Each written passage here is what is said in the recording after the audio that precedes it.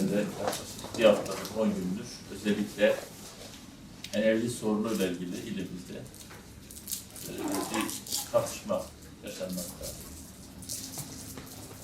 Çiftçilerimiz özellikle bazı ilçelerimizde demokratik eylemlerini gerçekleştirmekte idi. Ama maalesef yine bazı araya katılan provokatörlerin etkisiyle istenmeyen bazı hadiseler de yaşandı. Tabii biz çiftçimizi bu konuda alıyoruz. Özellikle uzun sürelerce elektriğin kesilmesi doğru bir şey değildi. Bunun için biz de teşkilat olarak, milletvekillerimiz olarak, Sayın Bakanımız yaklaşık 10 gündür her dakika bu konuyu tartışıyoruz, bu konuyu görüşüyoruz. Nihayetinde dün bildiğiniz üzere Sayın Bakanımız Kanal Urfa'nın canlı yayınına katılarak bu konuyla ilgili açıklamalar yaptı, müjdeyi verdi. Öncelikle bundan sonra böyle uzun süreli elektrik kesintisi olmayacak. Kesinlikle bu olmayacak. Bu konuda çiftçilerimizin rahat olması gerekiyor. Yalnız her sene uygulanan biliyorsunuz özellikle sulama mevsiminde şimdi bütün Urfa'da eğer bir anda sulamalar olursa bu konuda özellikle elektrik altyapısı burada sekteye uğruyor, sıkıntı yaşanıyor.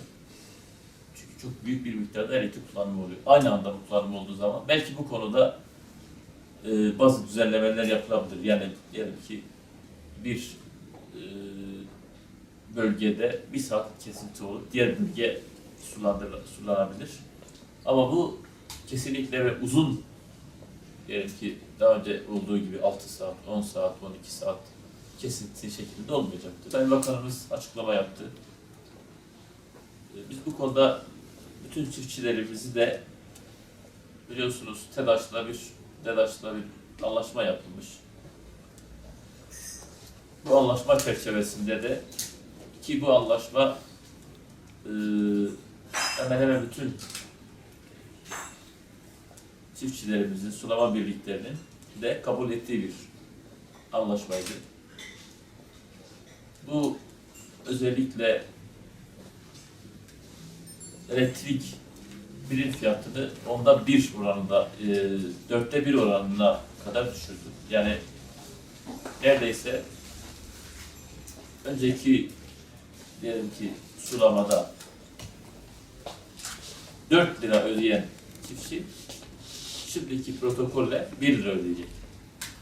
Ama bunun için çiftçilerimizin gidip TEDAŞ'la protokol yapmaları gerekiyor. Bugün koordinatörümüzle birlikte biliyorsunuz 3 ilçemizde istifalar istenmişti.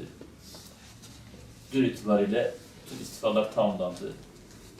Her 3 ilçemizde de Akçakale, Sürüç ve Bozova ilçelerimizde ilçe başkanları, yönetim kurulları, asil ve yedek üyeler dahil olmak üzere bütün arkadaşlarımız istifalarını sundular. İnşallah bugün de bu ilçelerimizle ilgili mülakatımız olacak. En kısa sürede inşallah bu ilçelerimizin ataması yapılacak.